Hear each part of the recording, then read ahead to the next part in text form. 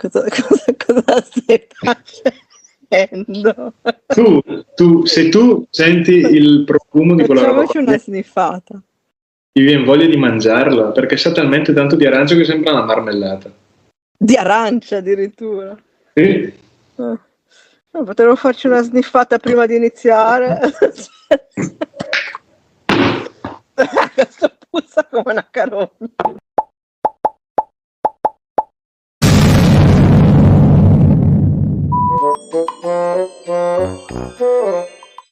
Allora, dai, pronti? 1, 2, 3. Ciao a tutti. Buona serata. Buonasera. Buonasera Taki, cosa ci dici di bello? Ma sono un po' preso in questo periodo tra video e lavoro, e quindi sono anche un po' stanco. Stanco, anch'io sono stanca, purtroppo nulla che riguarda intagliare, perché tempo meno di zero, però sì, stanca anch'io, sarà anche questo tempo che va e viene. Ah sì, assolutamente. Anche da te fa brutto. Sì, sì, un giorno c'è il sole, 25 piove. Quindi... Sì, più che altro piove. Non lamentiamoci che l'anno scorso ci lamentavamo che era tutto secco, va benissimo così. Allora, partiamo subito, mettiamo il nostro timerino e voilà. Oggi facciamo un po' più corto perché, maledetti voi che guardate, non avete commentato e quindi ci avete lasciato spiazzati, ma noi abbiamo trovato comunque un argomento interessante. Allora, abbiamo pensato di raccontarvi qualcosa che riguarda i colori, come colorare gli intagli, le varie tecniche che si possono adottare, alcuni prodotti, qualche consiglio generale, e direi che questo potrebbe essere un buon argomento per questi 15 minuti che passeremo insieme. Allora, partiamo da te, va Taki, che tu sei preparato, sicuramente avrai un sacco di roba da farci vedere, da spiegarci. Troppo. Vai. Troppa roba. No, vabbè. Allora, io di solito quando intaglio poi coloro con dei colori ad acqua, oppure a volte anche con delle cere o l'impregnante, sempre ad acqua, perché facendolo qui poi se è sintetico rimane l'odore ed è un po' sgradevole. Diciamo anche che non c'è bisogno di andare su un qualcosa di sintetico, perché se comunque sono attrezzi che stanno in casa o comunque oggetti che stanno in casa, esatto, non ci sono intemperie, quindi è anche inutile usare quella chimica. A meno che tu fai una roba per l'esterno, allora lì devi andare a agire, diciamo. Sì, chiaro. Puoi fare ugualmente con roba all'acqua, perché sostanzialmente non cambia niente, quello che cambia è la finitura che dai dopo, quella resistente alle intemperie. Ecco, io mi sono sempre trovato bene anche con robe all'acqua,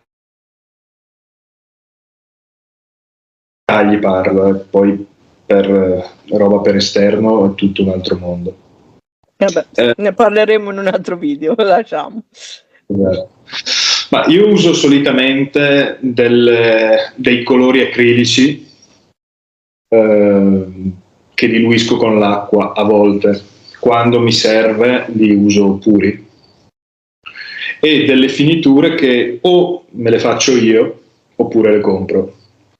Vabbè, la finitura quella più comune è l'olio di lino cotto, perché crudo serve per l'edilizia, quindi è meglio cotto, e la cera anticante. La cera anticante, che dopo averne comprata un sacco, alla fine me la sono fatta io, questa qua.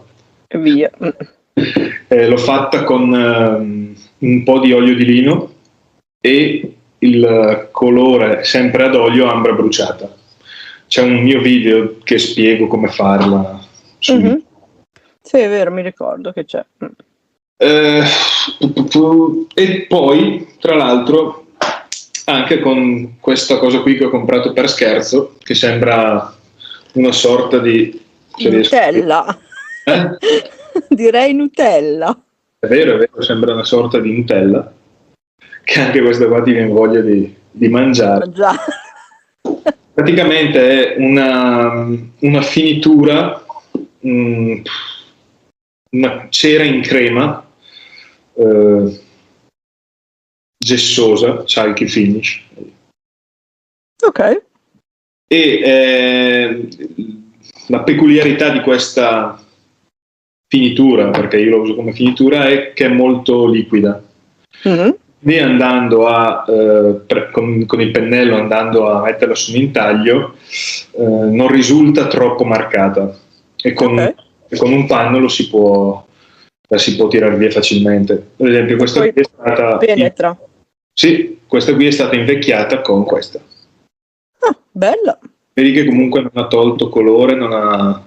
Davvero, è bella, lascia un bel alone. Sì, bello. Un alone e poi, come?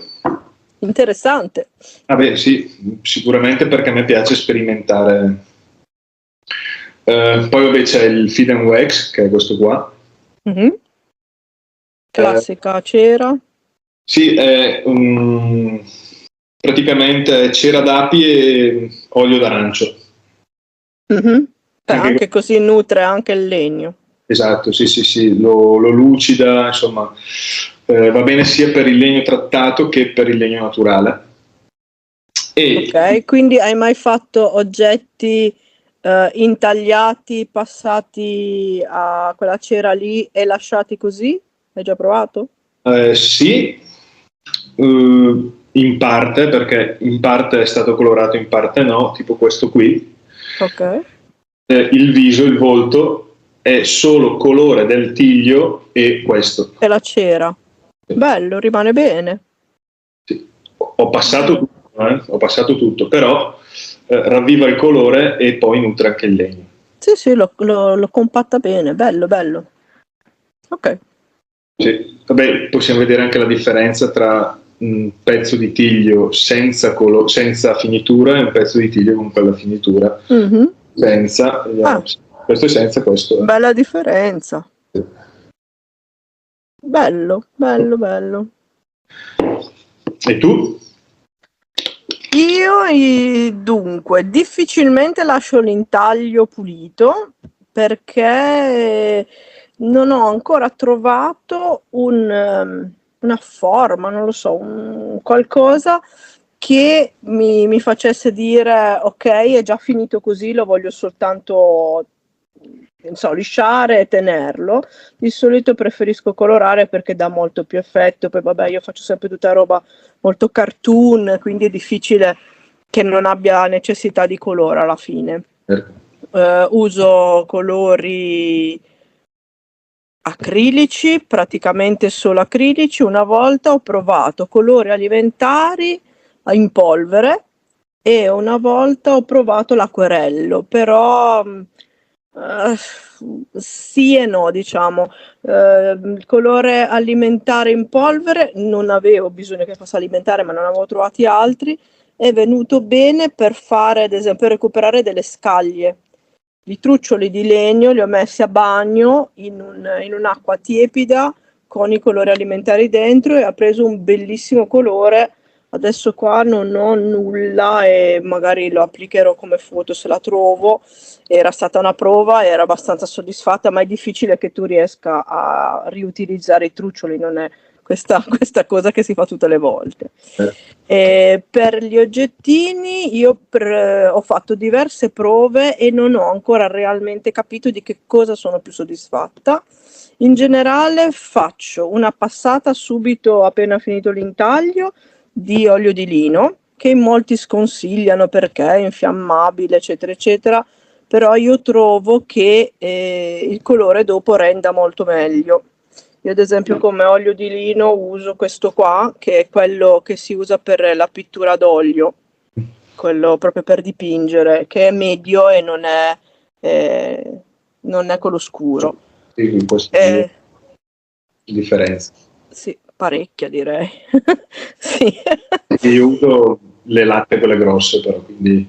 Io questo qua ce l'ho da parecchi anni, e vabbè, perché mi serviva per dipingere e ho provato lui perché avevo questo in casa, però mi piace perché lascia proprio un bel fondo quasi acquoso e ci si può colorare direttamente sopra anche a colore puro e non prende così pesante come altri. Certo. Dopodiché passo l'acrilico normale e alcune volte faccio finiture o un po' più lucide o meno lucide. Ultimamente mi stanno piacendo quelli proprio al naturale, senza ulteriori finiture. Facciamo vedere delle cose per capire un po' i particolari. Questo qua è fatto con una finitura lucida dopo la pittura e infatti vedete che brilla, luccica proprio. E questo qui mi piaceva molto una volta perché secondo le cose è bello, cioè sembra proprio vivo, quasi sudato, non so come dire. E l'ho fatto con queste cose qua, tipo vernici satinate o altre cose, sì, All Matte della stessa marca, esatto. Tra l'altro quella marca lì la fanno a 20 km da casa mia, quindi la conosco benissimo. Speriamo che non sia tanto inquinante. Vabbè, sono Poi in teoria. una via di mezzo l'ho fatta con questo, che è stato prima oliato, sempre con l'olio di lino, poi passata la finitura prima, quella lì che vi facevo vedere prima, e dopo colorato sopra. Rimane diverso, non troppo brillante e non troppo secco. Sì. E poi ho fatto, vabbè, un doppio colore che quindi sembra un po' che abbia, diciamo, del pelo praticamente.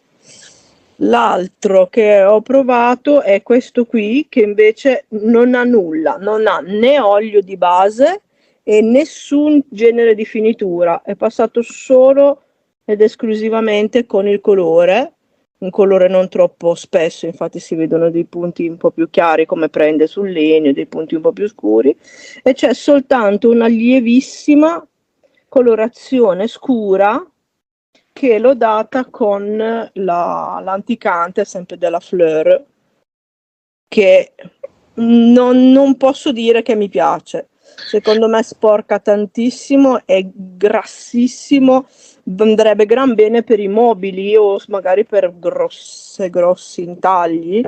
Nel piccolo intaglio trovo che sporca troppo, infatti qua l'ho dato e poi l'ho allungato, allargato con quest'altra che è la classica cera normale. Anche a me risultava troppo grassa quella cera lì, infatti l'ho allungata con dell'olio di lino. Sì, ho provato anch'io, forse proprio su questo qua ho fatto un mix della cera normale, la cera, un pochettino di quella e l'olio per cercare di dare, perché non lo volevo con le righe, volevo solo che fosse un po' sporco. Non so se si riesce a vedere che non è proprio, ad esempio qua è pulito e qua è un po' più marroncinato, volevo quell'effetto lì. E quindi dire che c'è una di queste finiture o di questi modi che mi piace particolarmente più di altri, non posso effettivamente dirlo perché in realtà è tutto in base a che cosa si crea e che cosa si vuole dare di effetto. Anche al gusto. Ad esempio a me piace molto anche usare le cere per mobili, quelle coloranti o gli impregnanti. Mm-hmm. Ad esempio questo qua, questo metto qui è stato verniciato con una cera per mobili antichizzante alla noce, che è questa qua. Mm-hmm. Invece di usare l'anticante hai usato quello. Ma sì, ma è difficile da trattare però questa, bisogna stare attenti perché macchia tanto, vedi? Sì. Macchia tanto. Però viene bene, cioè si vede molto bene l'intaglio, la riga. Sì. Forse ti altera un po' il colore del legno, questo sì. Sì, questo sicuramente. Però dopo con un panno, solitamente io uso un panno di cotone Sì, è vero. E pulisco tutto, altrimenti anche con gli impregnanti a base di acqua. Stessa cosa, si immerge il pezzettino nell'impregnante e poi con un panno lo si va a strofinare. Io l'impregnante lo uso solo sull'esterno, sulla roba che tengo in casa non mi piace usarla. E devo dire che ho sempre usato l'olio, a volte lo uso anche dopo il colore. Sì? Rimane un colore più brillante, però questo pezzo tarda ad asciugare, rimane comunque sempre un po' lievissimamente appiccicoso. Magari se lo si mette da qualche parte può essere anche che trasudi. Non mi piace tantissimo come soluzione, è quella che uso forse di meno di tutte in assoluto, però se uno avesse bisogno di fare un attimo un colore un po' più brillante va bene anche quello, se non si hanno queste finiture varie. Sì.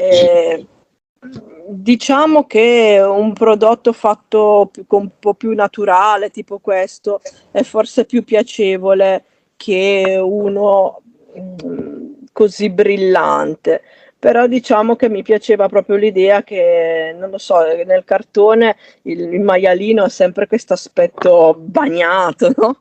E quindi volevo ricreare in realtà questo, però rimane anche lui un po' appiccicoso, mentre invece questo qua è bello anche da tenersi in mano. È una cosa che ho notato anch'io è che con questa finitura che è spray, che è finitura lucida, dopo gli intagli rimangono appiccicosi. Sì, l'unico modo che ho trovato per il momento che soddisfa di avere una fissatura, non rimane appiccicoso, non rimane neanche particolarissimamente brillante, ma diciamo che carino, è usare quei fissatori per disegni a mano, per matita, eccetera. Quelli proprio che si spruzzano sul foglio. Quello si asciuga praticamente subito perché il legno lo assorbe immediatamente e lascia giusto questa velatura che io ho provato con il Panda che ho fatto vedere l'altra volta, è stato mesi e mesi nella mia borsa, si è consumato leggermente a forza di sbattere con le chiavi e con tutto il resto, ma è rimasto sempre molto brillante, molto solido, diciamo. Quindi potrebbe essere una soluzione anche quella lì. Ultimamente non lo sto più trovando, non so se dovrò andare proprio in qualche negozio specializzato perché il primo che avevo comprato l'ho comprato dai Brico e si trovava, adesso non l'ho più visto. Un'altra finitura che io uso sono il flatting delle barche. Però anche quello appiccicoso. Quello sì, per esterno però. Super resistente e appiccicoso, sì. Oppure la cera in colore brillante, che alla fine è liquida, una cera liquida, per i piani di lavoro, che dà questo. Qua ne ho uno fatto con quella cera, un volto finito con quella cera e dà un effetto lucido, quasi biancastro alla luce, e è molto resistente come finitura perché serve per i taglieri, i piani di lavoro, insomma, antigrafico. Sì.